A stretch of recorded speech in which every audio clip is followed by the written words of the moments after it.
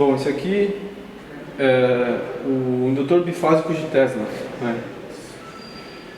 Nada mais é do que um protótipo de um motor de indução, né? Um motor de indução bifásico.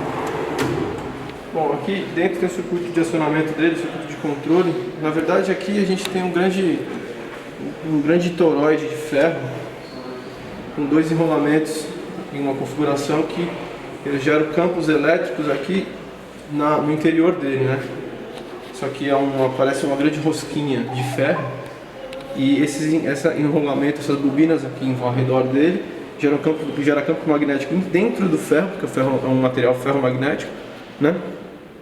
Ele conduz magnetismo, né? Então esse fluxo magnético passa no meio dele, né? São enrolamentos diferentes aqui. Então eu tenho um campo que gira nesse sentido, que é uma fase, uma mesma fase cria esse campo, né? Tem um enrolamento aqui, em uma fase alternada que ela cria um campo que vai fazer nesse sentido, um campo é um fluxo de magnetismo nesse sentido. E aqui tem mais dois enrolamentos, infelizmente eles estão cobertos aqui, isolados, não dá pra gente ver, mas são dois enrolamentos, dois fios enrolados dentro do toroide, do fio da rosquinha de ferro, que também gera um outro campo, só que nesse sentido. A corrente, por ser alternada, ela vai alternando o sentido de passagem. Então, ora o campo aqui está assim, ora ele está assim. E da mesma forma, esse outro enrolamento, essa outra fase, gera um campo assim e às vezes assim.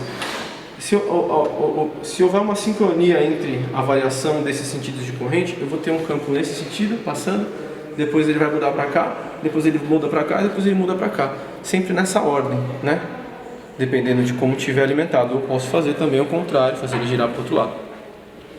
O circuito de acionamento, eu tenho aqui a tensão que vem da tomadinha ali, é uma fase só. É uma fase só que vem dali da tomada.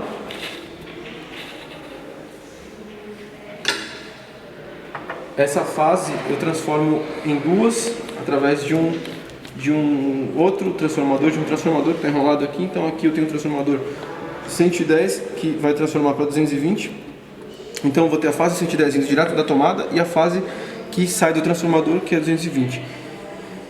Uma das duas fases tem que receber um tratamento especial para que elas fiquem defasadas. A gente chama de defasagem, que é justamente o que cria esse sincronismo de enquanto uma está num sentido, a outra está no outro. Se eu não fizer essa defasagem, as duas vão para o mesmo lado e o ovo acaba que o campo acaba que não gira, né? Ele vai ficar fazendo esse movimento. Então, para isso, a gente coloca um capacitor em série.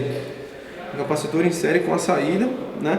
Fazendo com que, enquanto uma fase esteja com o valor máximo, a outra está com zero. Enquanto a outra estiver com o mínimo, a outra está em zero. Então, esse campo está sempre variando linearmente e de forma rotatória, né? Eu acho que é melhor eu demonstrar para ficar mais ilustrativo. Esse daqui é um ovo de alumínio, né? Ele é condutor de eletricidade, né? Essa corrente de magnetismo induzida vai fazer com que os elétrons aqui dentro se movimentem, os elétrons aqui na superfície metálica se movimentem de uma forma que gere força e esse ovo vai acabar girando. Acho que tem que deixar paradinho, né? Vai ficar um giro bem bonito. Aqui mudou de posição, né? Aí agora sim.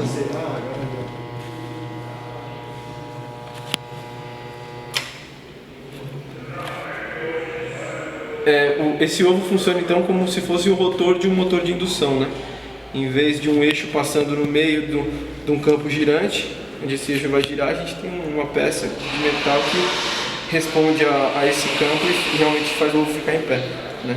A curiosidade é que a alusão que o criador Tesla fez dessa peça foi geralmente aquele conto do ovo de Colombo, Colombo coloca um ovo em pé na mesa diante da aristocracia da época. É isso aí.